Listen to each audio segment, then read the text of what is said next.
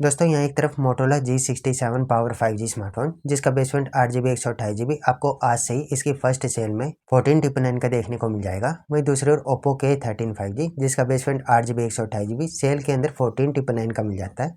वैसे ही स्मार्टफोन 1699 का अभी देखने को मिल रहा है। अब 15,000 के प्राइस ब्रैकेट के अंदर इन दोनों में से कोई एक स्मार्टफोन पिक करना हो, इसके लिए पहले इन दोनों को कंपेयर कर लेते हैं इनके बिल्ड और डिजाइन स्पेसिफिकेशन से।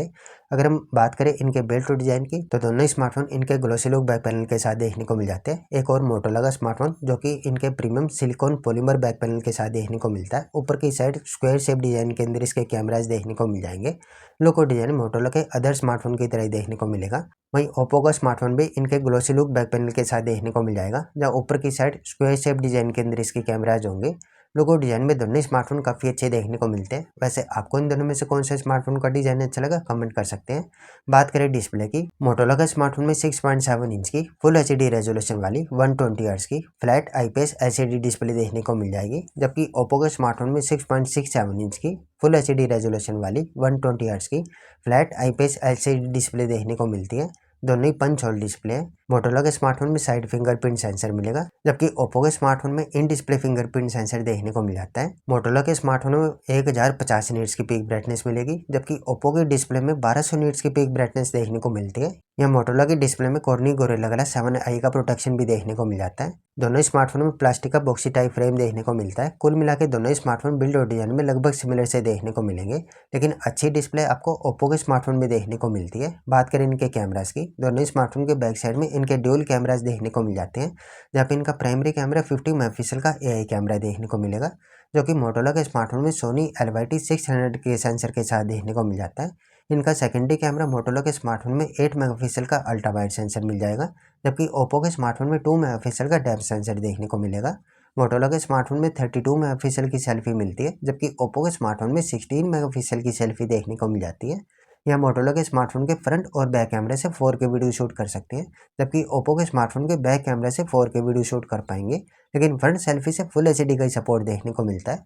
तो यहाँ दोनों में से बेटर कैमरास के लिए आपको मोटोरोला के स्मार्टफोन की तरफ जाना चाहिए। बात करें इनकी परफॉर्मेंस को लेकर, यहाँ दोनों स्मार्टफोन में स्नैपड्रैगन का चिपसेट देखने को मिल जाता है। मोटोरोला के स्मार्टफोन में स्नैपड्रैगन 7S Gen 2 और ओप्पो के स्मार्टफोन में 6 Gen 4 का चिपसेट देखने को मिलता है।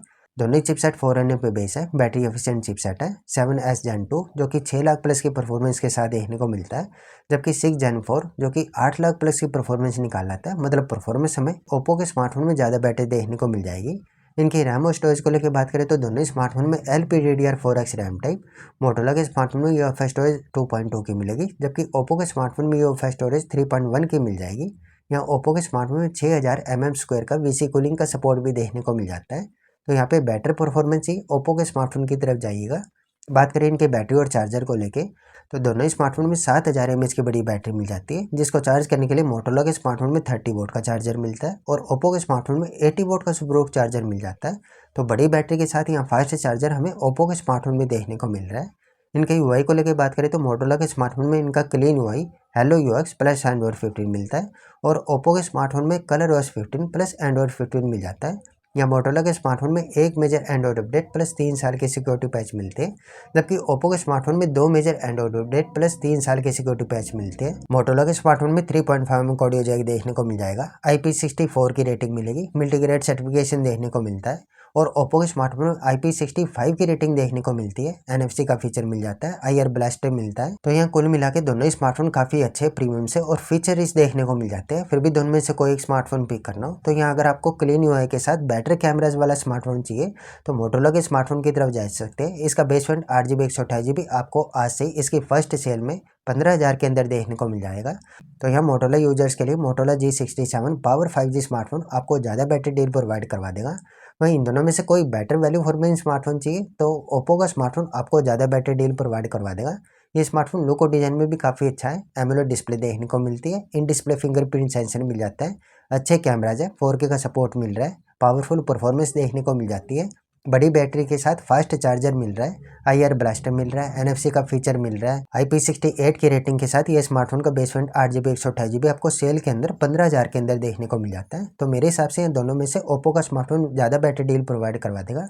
अब आप लोग बताएं आपको दोनों में से कौन सा स्मार्टफोन पसंद आया या फिर बेटर डील लगा, अपना ओपिनियन नीचे कमेंट बॉक्स में शेयर कर सकते हैं। और दोनों स्मार्टफोन्स के कंपेरिजन को लेकर वीडियो अच्छी लगी तो इसे लाइक कर सकते हैं।